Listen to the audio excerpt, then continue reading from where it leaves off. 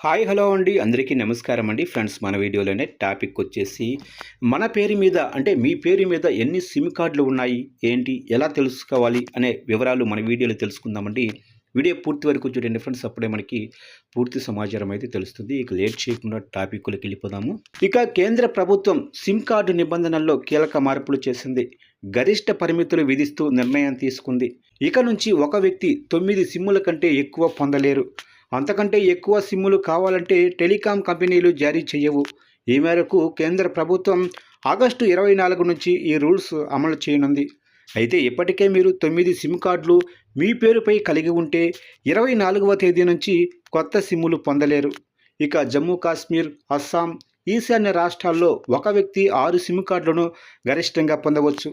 దీంతో మీరు కొత్తగా సిమ్ తీసుకోవాలని అనుకుంటే మీ పేరుపై ఇప్పటికే ఎన్ని సిమ్ములు ఉన్నాయనేది తెలుసుకోవాలి. అదెలాగో అనేది ఇప్పుడు మనం తెలుసుకుందాం. ఇక మీ పేరుపై ఎన్ని సిమ్ములు ఉన్నాయో ఇలా ఈజీగా తెలుసుకోవచ్చు. ముందుగా సంచార్ సాథీ యాప్లోకి వెళ్ళండి. హోమ్ పేజీలో మీ పేరుపై ఉన్న మొబైల్ కనెక్షన్ను తెలుసుకోండి అనే ఆప్షన్పై క్లిక్ చేయండి. అనంతరం మీ మొబైల్ నెంబరు ఎంటర్ చేయండి. తర్వాత క్యాప్చా కోడ్ ఎంటర్ చేయండి.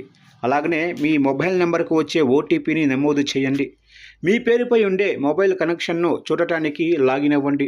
అనంతరం మీ పేరుపై ఉన్న మొబైల్ నెంబర్లు కనిపిస్తాయి. ఇక ఈ వెబ్సైట్లో మీ పేరుపై తెలియని సిమ్ ఉంటే దానిని మీరు గుర్తించవచ్చు. అలాగే దానిపై ఫిర్యాదు కూడా చేయవచ్చు. మొబైల్ నెంబరు పక్కన ఉండే చెక్ బాక్స్ ఉపయోగించి సంబంధిత నెంబరు ఎంచుకోవాలి. అనంతరం రిపోర్ట్ చేయాల్సి ఉంటుంది.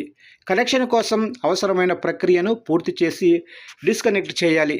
దీనివల్ల మీకు భవిష్యత్తులో ఇబ్బంది లేకుండా ఉంటుంది. మీ పేరుపై సైబర్ నేరగాళ్లు సిమ్ కార్డులు తీసుకొని నేరాలకు పాల్పడే అవకాశం అయితే ఉంది.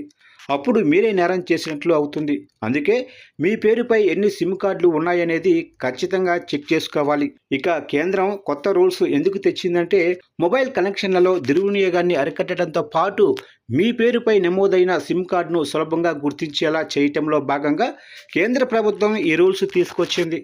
ఈ మేరకు టెలికమ్యూనికేషన్ల శాఖ అధికారికంగా నోటిఫికేషన్ జారీ చేసింది.